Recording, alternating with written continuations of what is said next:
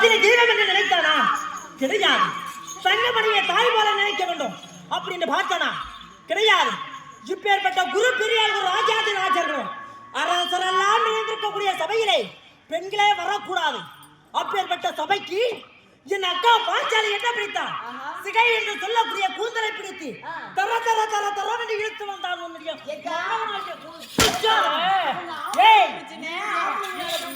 தொடர்ந்து கேள்வி. அப்படி தர தரம் என்று பாரா சபையில இழுத்து வந்து 60ஆம் படி என்று சொல்லக்கூடிய ஜெயகுந்தி மேடையில நிறுத்தி என்ன செய்தான்? புட்டவையை அவிழ்த்தான். அதோடு விட்டானா?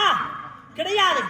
எப்படி ஆகிலும் என் அண்ணன் துரியோதனன் அவர் துணை மீதில் அமர செய்ய சொன்னார் என்று சொல்லி பத்னி பாஞ்சாலியை ஐவருக்கும் தேவியான பாஞ்சாலியை எப்படியாக துரியோதன மடியில் அமர்த்த வேண்டும் என்று சொல்லி கூந்தலை பிடித்து இழுத்ததமிட்டாமல் வஸ்திர பங்கம் செய்தார். அப்பேற்பட்ட துஷ்ட துச்சாதனன் உன்னுடைய கணவன் அந்த நியத்தனாகிய கட்டளையிட்டு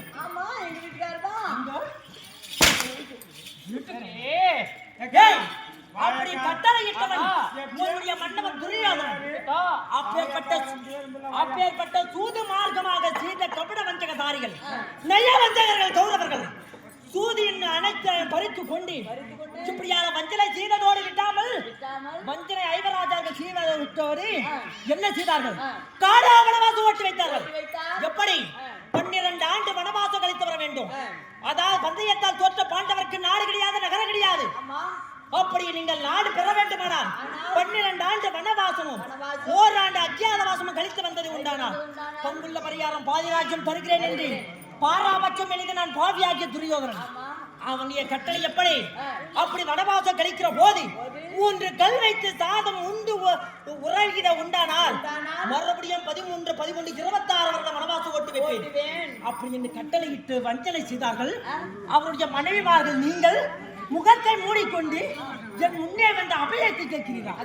சொன்னாய் எந்த முகத்தை வைத்தீங்க? நீங்களா பெண்களா? சந்திர குலத்தில் வாக்கப்பட்ட பெண்களா? மானம் கட்டவர்கள், வீரம் கட்டவர்கள். உங்களுக்கு சூடி இல்ல? என்னடி அக்கா? என்னடி அக்கா? ஆம்பளைங்க பிரச்சனை அவங்களோட போட்டோம். நம்ம 2 பேரும் அக்கா தங்கச்சி ஒண்ணுமே இருக்கலாமா?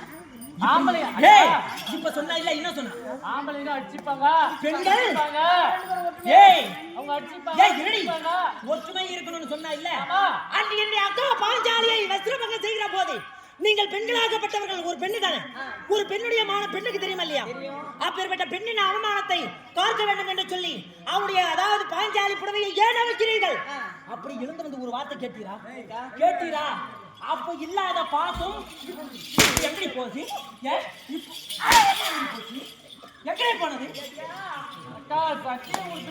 சத்தியம்